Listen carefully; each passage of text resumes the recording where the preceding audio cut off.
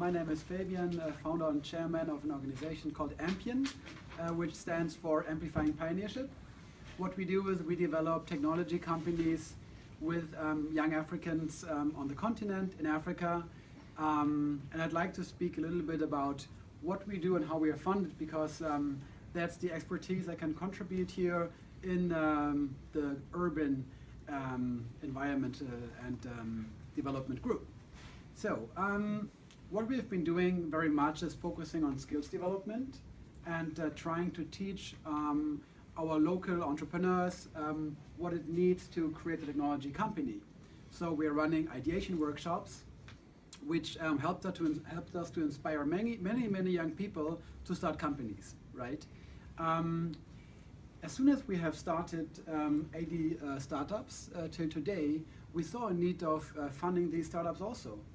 So we went out to talk to investors, to development institutions, and we were asking for funding. As a first step, we would simply connect our entrepreneurs with the investors, and the matching wouldn't work out because the investors said the ticket size is too small, also there is too much risk involved.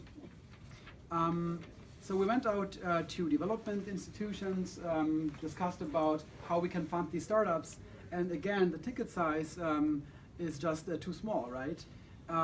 Everyone told us, hey, as soon as your startups have reached a certain size, we would be more than happy to invest.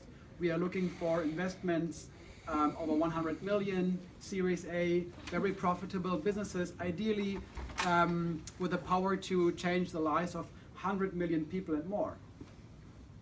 And there is a lot of private sector investors who are thinking alike. So we would go to startup pitching competitions in Cape Town, for example, where fintech investors would show up, in particular representatives of big banks, looking for the next innovative fintech solution.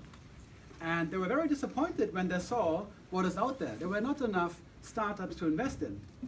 So what we have been trying to tell them is, yes, the entrepreneurship ecosystem in many economies in Africa is still so fragile and young. It's not enough to come there with a lot of money to invest into startups or companies that just need some capital to grow. It's actually a lot about capacity building, right? So it's a lot about investing into education. It's a lot about inspiring people to start companies and see this avenue as a way to create their own jobs.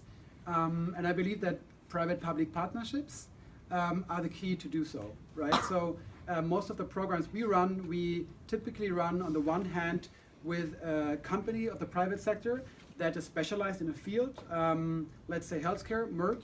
We also get Microsoft on board for the technology part, and then also a public development partner.